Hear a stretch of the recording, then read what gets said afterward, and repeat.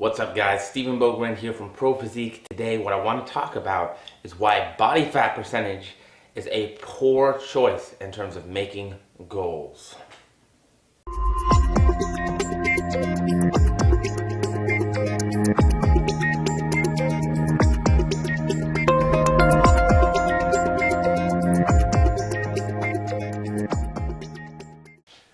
So hey guys, now a lot of you are going to be very upset about this video because I know a lot of you out there are very focused on your body fat percentage levels, right? And you like to use this as a goal for, hey, where should I get to? How long should I diet? Am I at a good place? Am I healthy? Am I unhealthy? Let me say it this way. If you feel unhealthy, there's most likely something going on. And what I mean by that is if we are at unhealthy levels of body fat percentages, it is pretty obvious, right? And there is such a thing called fat fit, right? Fit and fat, where we have extra body fat, but we're still healthy in general terms of our blood triglycerides are good, our cholesterol's good, right? We can run a mile, we can do all the things we want to do. And so in terms of health, body fat, yes, it's definitely important, but how you store body fat is important as well. So let's talk about that, right? Because I think a lot of people automatically associate their body fat percentages with whether or not they can see abs. And that may or may not be a good usage of can I see abs in terms of your body fat percentages. So let's go over a couple things real quick as to why that might change. One, if you're a man. Two, if you're a woman. So men typically tend to be what we call android obesity base, which is where us guys, we like to store our body fat. Our bodies like to store it up top, above the waist, on the trunk of the body. So we're talking back, obliques, and belly. So that tends to be more linked to cardiovascular disease as well. So it's important that we keep that to a minimum, but that is our genetic tendency for the most part. Now you will find some men who are what we call gynoid obesity, and that's where they go. And this is what most women deal with, which is where most of their body fat is stored in the butt, in the hips, and in the thighs. You can't see it, but I did in fact just touch my butt, my hips, my thighs. So understanding how your body is set up to store body fat in terms of survival and genetically what you're sort of prone to is the first step in determining whether or not, you're in a good place, I think. Secondarily is how do you feel about yourself, right? So this one's dangerous because how we feel about ourselves may or may not be a good thing. Because with so much out there in terms of what we feel is expected of us and what we feel we need to look like in order to have that self-worth and that self-confidence, it can be very dangerous, right? And that's a topic for a totally different day, I think, getting into the psychology of social media, body image, and the rest of it. And really, we could go over that topic again and again. But feeling good about yourself, let's talk about it in a strictly physical sense, right? Can we get up? Do we have a hard time doing simple things like walking the dog, taking out the trash, whatever our activities of daily living, right? Do we have energy throughout the day for the most part within a reasonable amount? Those are things that we want to pay attention to because, yes, body fat levels have an impact on that as well as your activity levels. Now let's get to the real meat and potatoes, the real taters and meats. Why do I think that body fat percentage testing is a poor way to set goals, okay? Here is why. Everybody comes to me and they say, hey, what body fat do you think I should be at? So a few major problems with that right off the bat. One, you're asking me to eyeball and to guesstimate your body fat based on what I can see. Some people store body fat very evenly, some store it all in one place. So that can differ a lot, right? So I can tell you sort of what I need your stage weight or what we can expect your stage weight to be at based on looking at you and your height. And we can give you an estimated stage weight and know that we're going to need to be in that ballpark area.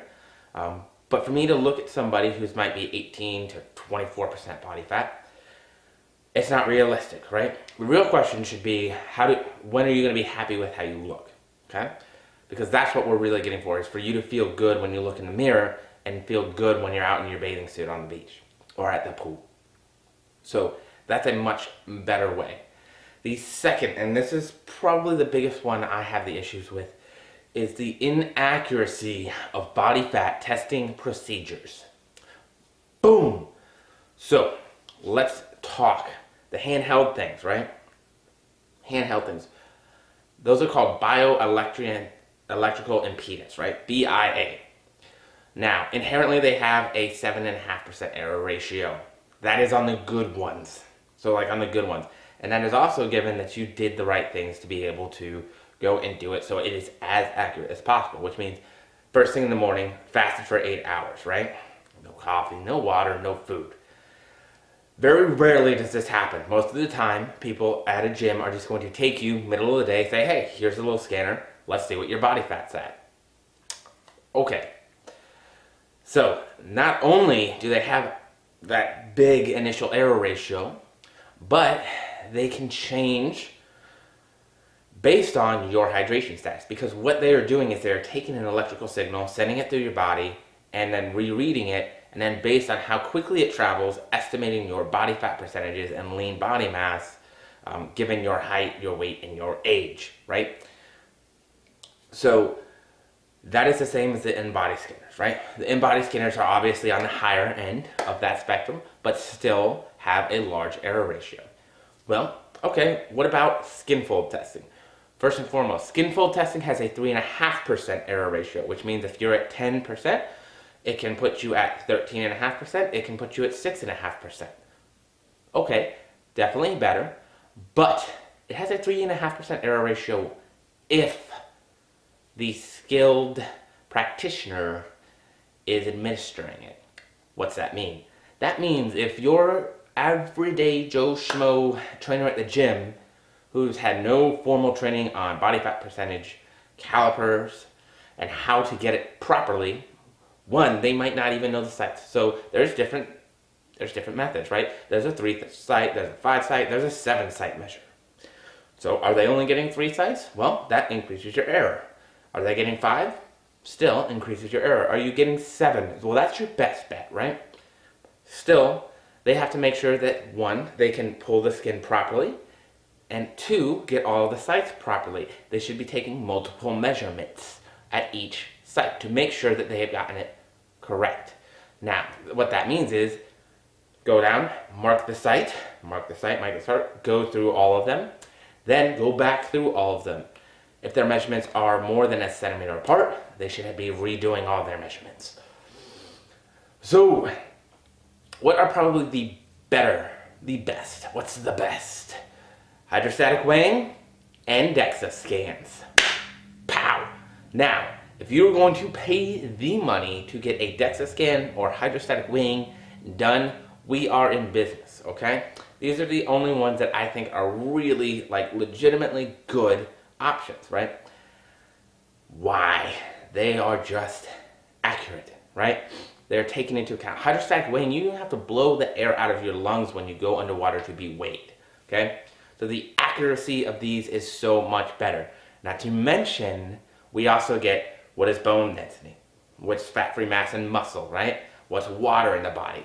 So if you're going to go and you're going to spend your money and you want to have the fixation on body fat percentages, definitely check out the DEXA.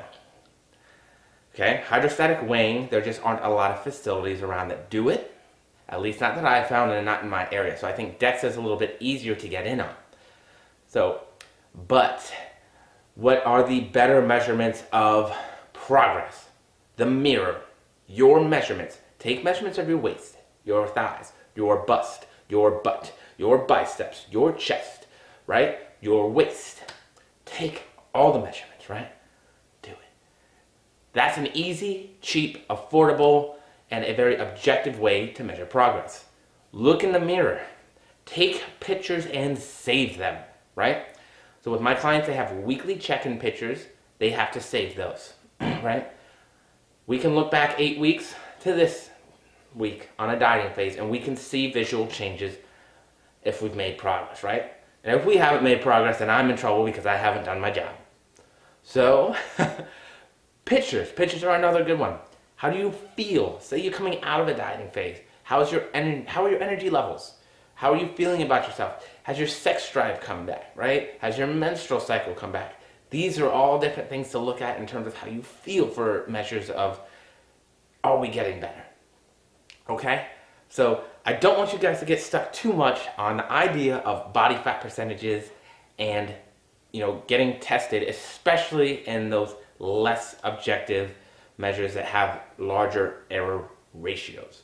Anyways, guys, I'll leave it there. Hope you like the hat. I'll talk to you soon.